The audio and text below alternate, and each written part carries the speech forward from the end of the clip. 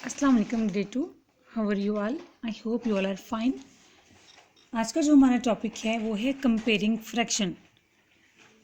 कल के लेक्चर में आपने फ्रैक्शंस के बारे में पढ़ा था कि फ्रैक्शन क्या होती है, फ्रैक्शन को किस तरह लिखते हैं, फ्रैक्शन के कितने पार्ट्स होते हैं।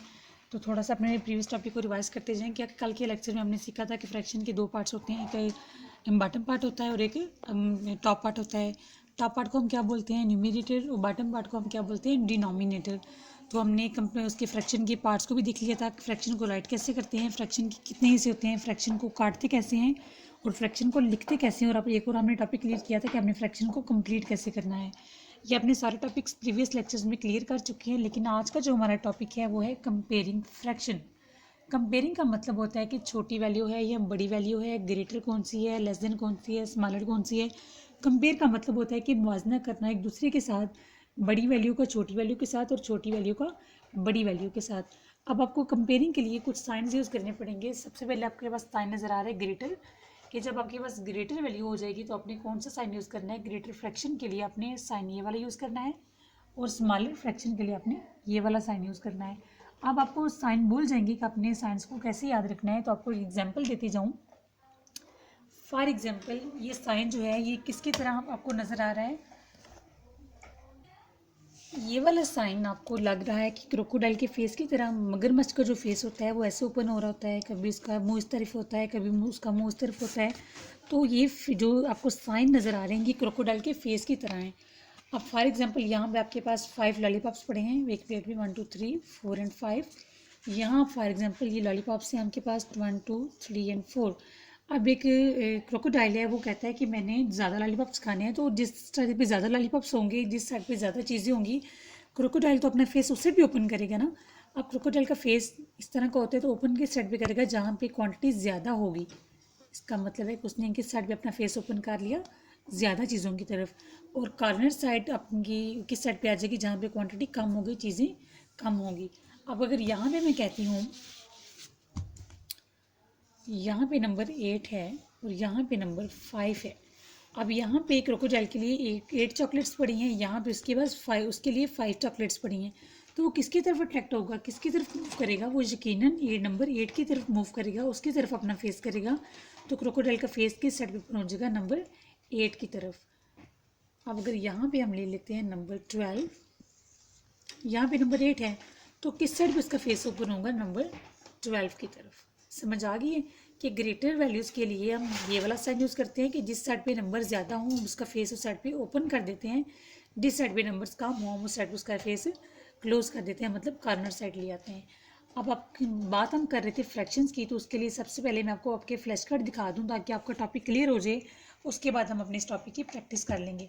तो यहाँ आपको नज़र आ रहे हैं स्मॉलेस्ट एंड ग्रेटर। स्मॉलेस्ट के लिए आपको नज़र आ रहा है 5/8, दरमियान में एक साइन यूज़ हुआ है, उसके बाद लिखा है 7/8। अब ये जो साइन है ये क्रोकोडाइल का साइन है, उसका फेस का साइन है। तो जिस साइड पे नंबर ज़्यादा होंगे उसका फेस उस साइड पे ओपन होगा। 7/8 ये बड़ा है 5/8 से, तो उसका माउथ किस साइड पे ओपन होगा? 7/8 की तरफ, क्योंकि 7 बड़ा है 5 से, तो इसका माउथ किस साइड पे ओपन होगा? 7 की तरफ। नीचे अर्जेंट ग्रेटर है हमारे पास। अब इस साइड पे नंबर 8 है, इस साइड पे नंबर 3 है, तो किस साइड पे इसका माउथ ओपन होगा? फेस इसका किस तरफ होगा? नंबर 8 की तरफ। अब इधर आ जाए, हम कुछ ऑर्डर्स को फॉलो करते हैं, सेंडिंग ऑर्डर्स या डिसेंडिंग ऑर्डर्स। सेंडिंग ऑर्डर होता है छोटे से बड़े की तरफ जाना। इसका मतलब है कि smaller to greater. Smaller value से हम किस तरफ जाएंगे? ग्रेटर की तरफ। यहाँ देखिएगा स्टूडेंट्स, यहाँ मैंशनड है स्मॉलर टू ग्रेटर 3 to 7, फिर उसके बाद 5/8, फिर 6/9, फिर 10/12। इसका ये मतलब है कि ऊपर मैंशन है स्मॉलर टू ग्रेटर, सबसे पहले छोटी वैल्यू, फिर उससे बड़ी, फिर उससे बड़ी, फिर उससे बड़ी। 3 छोटा है, फिर 5 बड़ा है, फिर 6 है, फिर 10 है। नेक्स्ट आ जाइए, नेक्स्ट लिखा है आपके पास ग्रेटर टू स्मॉलर। इसका मतलब है कि बड़ी से छोटी की तरफ जाना, डिक्रीज करना, कम करना। 8/10 है, 6/10, फिर 4/10, फिर 2/10।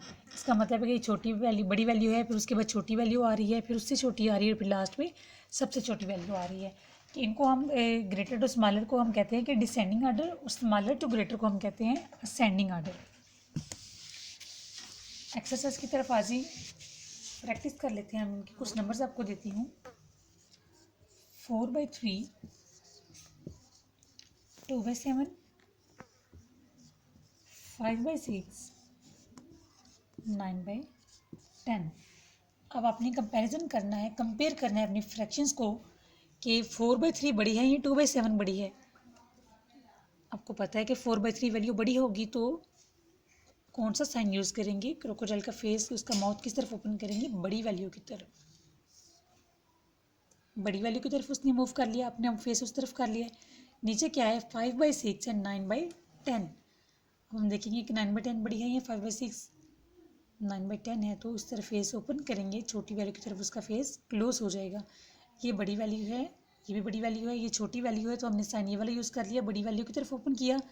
ये भी छोटी वैल्यू है तो उस तरफ हमने फेस क्लोज करके बड़ी वैल्यू की तरफ इसका फेस ओपन कर लिया है। अब ऑर्डर्स की प्रैक्टिस कर लेते हैं। 3/7, 2/5, 6/10, 4/7। आप इनको असेंडिंग ऑर्डर्स में लिखना है। कैसे लिखेंगे? असेंडिंग ऑर्डर्स में जाने के लिए मतलब स्मॉलर टू ग्रेटर कैसे जाएंगे? छोटी वैल्यू 2/5, फिर उससे बड़ी है 3/7, फिर है 4/7, फिर लास्ट पे क्या है 6/10। ये हमारा है स्मॉलर टू ग्रेटर। अगर हम ग्रेटर टू स्मॉलर आएंगे तो हम साइड अपनी चेंज कर लेंगे। पहले 6/10 लिखेंगे, फिर 4/7 लिखेंगे, फिर 3/7 लिखेंगे और लास्ट पे हम क्या लिख देंगे? 2/5। आपने अपने दोनों ऑर्डर्स को क्लियर कर लिया है कि हमने ग्रेटर टू स्मॉलर कैसे जाना है और स्मॉलर टू ग्रेटर कैसे आना है। वैल्यूज़ को कंपेयर करना भी देख लिया है कि छोटी वैल्यू के लिए साइन कैसे यूज़ करते हैं, बड़ी वैल्यू के लिए साइन कैसे यूज़ करते हैं। जो नंबर बड़ा होगा उस तरफ हम अपनी शेप का, अपनी क्रोकोडाइल फेस का साइन माउथ ओपन कर देंगे और जिस साइड पे वैल्यू कम होगी, नंबर छोटा होगा, उस साइड पे हम कॉर्नर वाली साइड करेंगे और बड़ी वैल्यू की तरफ इसका फेस माउथ जो है वो हम ओपन कर देंगे। तो आपका आज का टॉपिक ख़त्म होता है और आपका क्लियर भी हो गया है। आपने इसकी प्रैक्टिस करनी है, कुछ नंबर्स लेने हैं, उनकी प्रैक्टिस करनी है, उनके दरमियान कंपैरिजन करना है आपने और साइंस को यूज़ करके देखना है कि आपकी प्रैक्टिस कितनी हुई है, आपको साइंस याद रहते हैं या नहीं रहते। और अपने माइंड में रखना है कि बड़ी वैल्यू की तरफ फेस ओपन करते हैं और छोटी वैल्यू की तरफ फेस को क्लोज करते हैं, कॉर्नर साइड उस तरफ लेकर आते हैं। तो आपका टॉपिक ख़त्म होता है यहाँ पे। अपना बहुत सारा ख्याल रखिएगा। अल्लाह हाफिज़।